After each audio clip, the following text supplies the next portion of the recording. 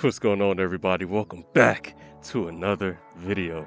Today we're talking about 8 common e-bike mistakes that I see a lot of people make, and I gotta be real with y'all, I gotta keep it honest. I made a lot of these mistakes myself as well, sad to say. But the good thing about this list, you guys can learn from me, learn from my mistakes.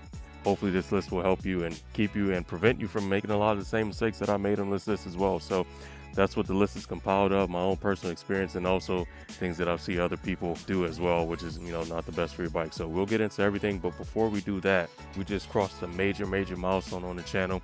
We just reached our first 1K subscribers. Thank you for everybody that is continuing to support and watch the channel as well. So we got to do one quick thing before we get into the video. We got to announce the e-bike accessories giveaway winner. So let's do that really quickly. We'll cut to that and then we'll cut to the rest of the video. All right, y'all, so it's time to announce the e-bike accessories giveaway winner. I have all their names here randomly in a random picker. I just threw them in there. I'm gonna click a button and we'll see who wins. It's not up to me. This is the most fair way to do it. Click a button and the winner is randomly picked. So let's go ahead and do that and see who the winner is.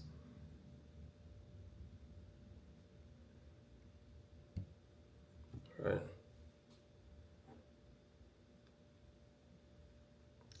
All right, cool.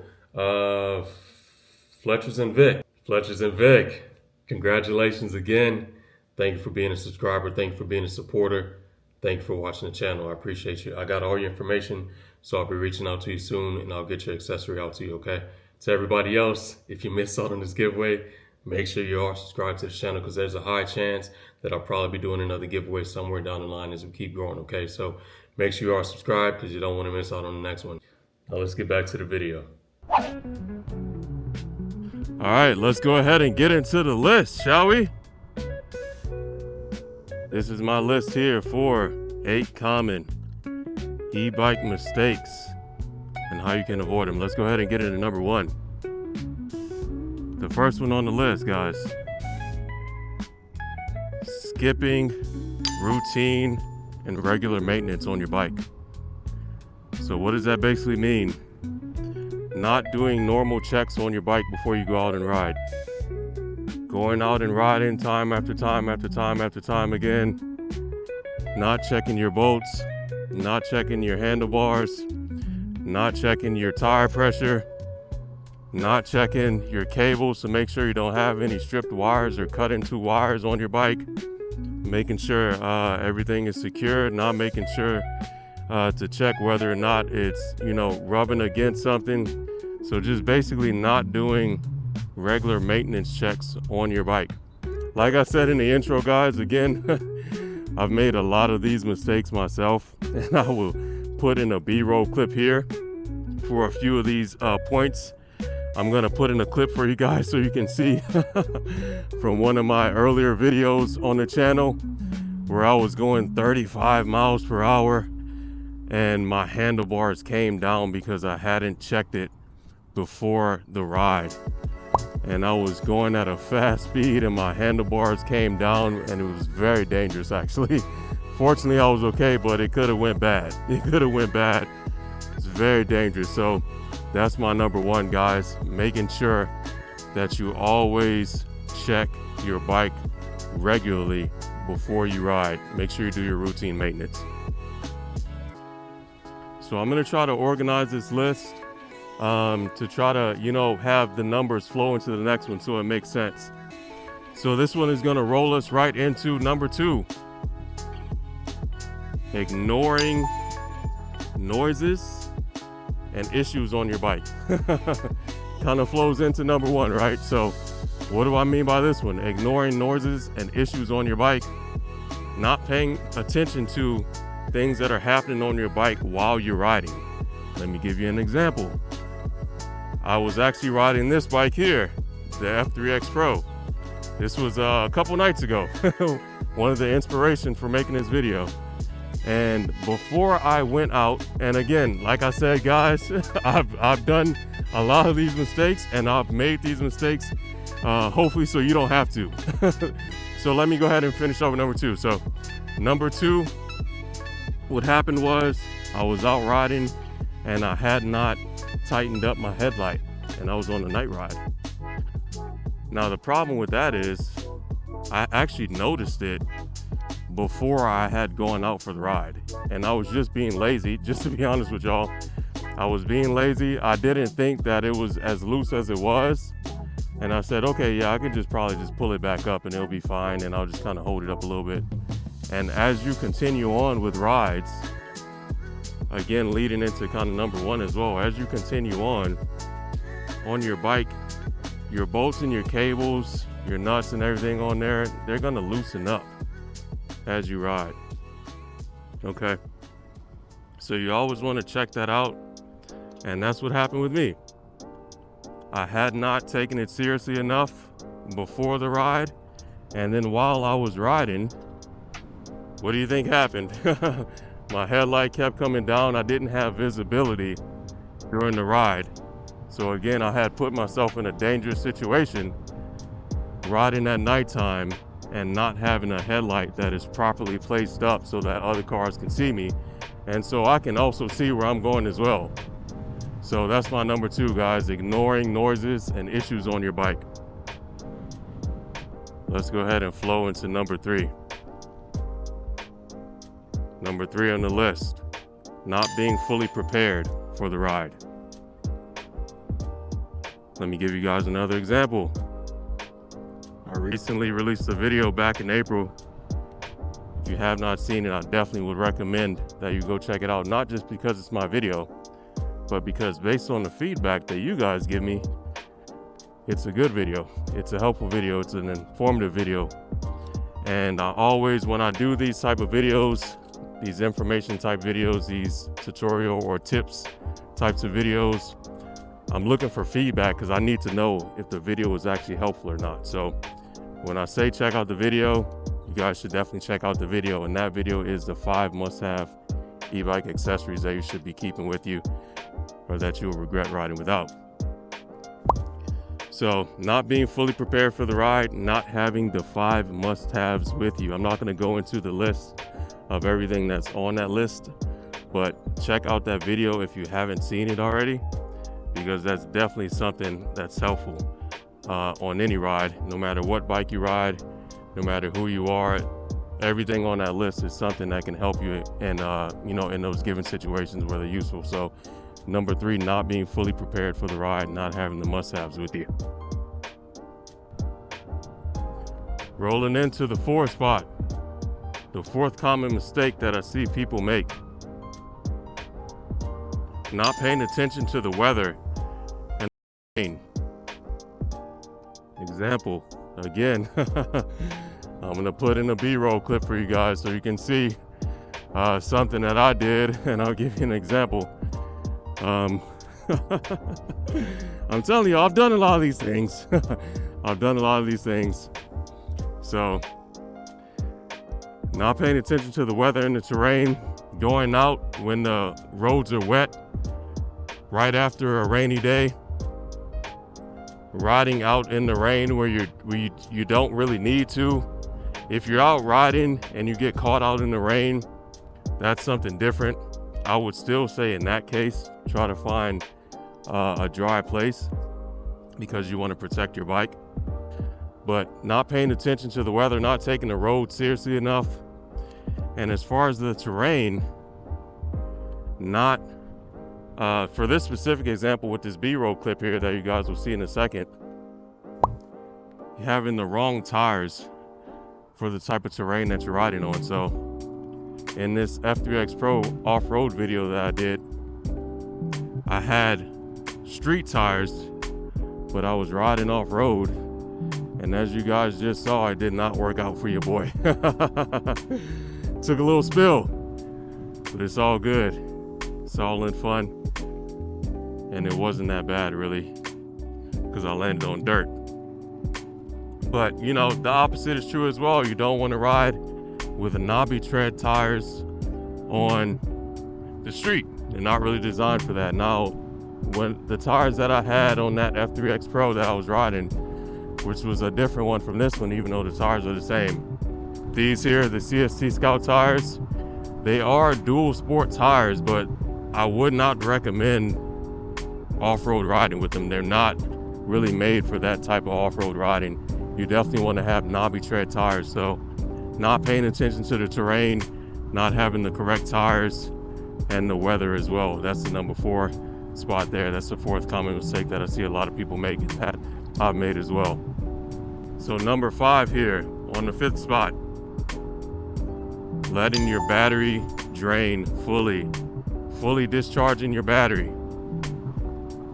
That affects your battery negatively. It's not healthy for the battery. And it also affects the BMS, which is the battery management system. So what that translates into, for anyone that doesn't really have much knowledge about that, or you're still learning about BMS, it will shorten the lifespan of your battery for your charge cycles. So if you're constantly riding and going on a full ride and coming back inside with your battery on 0, that's going to shorten the lifespan of your overall battery. So that's not something that you want to do. It's always recommended to, never let your bike fully die. So I don't know what the percentage is. Some people say 20% is good. Stop at 20% and then charge back up. But you never want to let it fully discharge regularly, because that's not good for the battery. Another point on that, as we talk about battery life, is letting your battery sit for too long without riding it. If you live in an area where it's very cold during the winter months, and you don't ride during the winter months, and you only ride during riding season, which some people say is spring and summer, your bike might be sitting there for 2, 3, 4 months, depending on the area where you live. The problem with that is, if you let your bike sit for 3 months, when you go to ride it, you're probably going to find that your battery is completely dead. Even if you charged it before you left it there. So you go back to your bike, you try to turn it on, and you got no power. And you're like, what's going on? What happened? I charged my bike. I remember I charged it up. It had a full battery. Now I can't get the bike on. So what happened was, your voltage is now too low to recharge the battery back up. Now you may be able to get it back up, you might not be able to get it back up, but it's damaging to the battery when you let it sit too long without using it. So if you are going to store your bike for a long period of time without using it, I would recommend powering it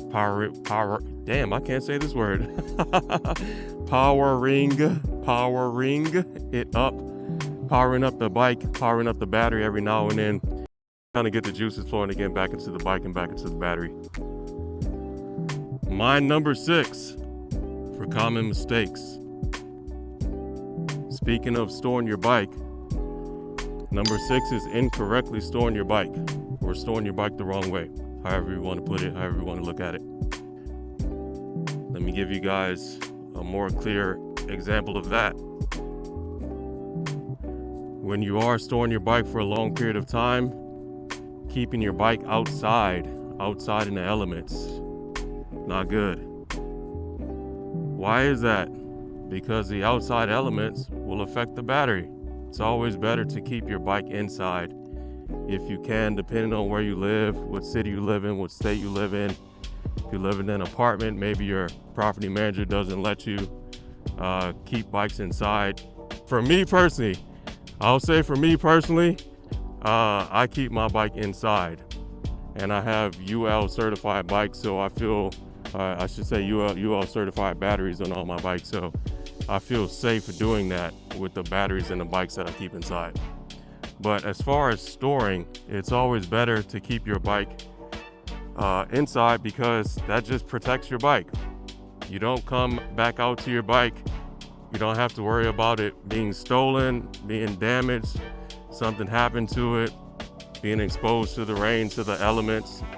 Do so at your own risk if you choose to go against rules or regulations for where you live. I know for me, I'm gonna keep my bike inside because it's an investment and these bikes are expensive. I'll say that if you absolutely have to keep your bike stored outside and you don't have a choice, I'd recommend that you just cover it up. I think that's good, just to kind of protect the bike. completely got distracted. That is a beautiful Lambo. That is a beautiful orange Lambo. 100% got distracted. That is gorgeous. All right, let's continue on with the video. Let's continue on. They sell bike covers online that you can get from Amazon for cheap. So these next few here are gonna kind of flow right into each other. It'll make sense. Rolling into number 7. Not correctly washing your bike. Or more specifically, not correctly power washing your bike. So what I see a lot of people do is, I think it's okay to power wash some bikes, but you have to be careful how you do it. You can't spray your bike just all over the place. You have to pay attention to where you're spraying the bike at. So you never want to spray it directly on the motor. You never want to spray it directly on the motor. You never want to spray it on any electrical components of the bike, because it is an electric bike. You know, some bikes are water resistant, but they're not waterproof. So number 7 is definitely not power washing your bike the correct way and the safest way possible. And that's gonna flow us right into number 8, which is using tire shiner or tire cleaner on your tires. Now again, y'all, I'm definitely guilty of doing this when I didn't know any better. So why is that bad? You might be saying, Jay, don't they make tire cleaner for tires? Don't they make tire shine for the tires? Well, sir or ma'am, they do. You're partially right.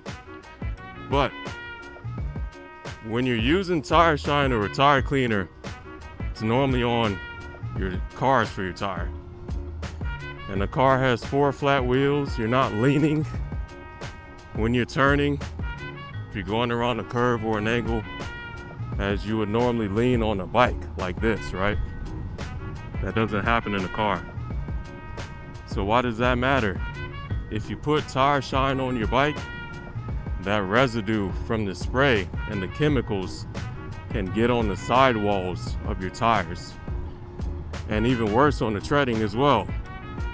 And if you're going fast like this, or if you're going around a turn or a curve, you could easily slide out and really injure yourself. You could seriously get hurt if you have that chemical residue on your tires. Even if it dries up and you don't really see it, it could still be there on your tires, and you might not find out until it's too late. So you never want to put tire shiner or tire cleaner on your tires on your bike. You never want to do that. What you can do instead is just use some good old soap and water.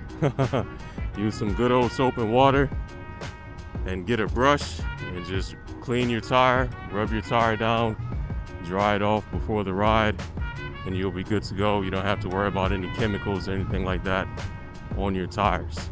So that's definitely number 8, using tire shiner or tire cleaner on your e-bike. And you guys know I always like to do a bonus for you. So I definitely got a number 9 for you as well. Number 9 on the list. Another common mistake that I see people make with their bike. Number 9, overpowering your bike, overloading your bike. So what does that mean? You're not respecting the load capacity of your bike. Bikes can only handle so much load capacity in terms of the weight that it can carry. So you have to factor in your personal weight. If you have pannier bags on your bike, a bunch of accessories holding it down, you have a massively big battery, but you're not compensating with the power in the motor or the controller. If you have a second person, a second passenger riding on the back of your bike, all those things factor into the weight of the bike. And what happens is a lot of people end up damaging their bike, kind of similar to number 2, not paying attention to what's going on with the bike and ignoring the issues. You'll start to see things happening with your bike. You'll start to see smaller issues happening, and then those issues will then grow into bigger issues, which will then grow into a bigger hole in your wallet because you'll have to get something fixed on it or a part replaced. So overloading your bike is number 9. All right, y'all, so that's my list right there. That's my 8 common mistakes that I see. You can go. Thank you. You can go ahead. You're welcome, even though you can't hear me. That's my 8 common mistakes that I see a lot of people make on their e-bike.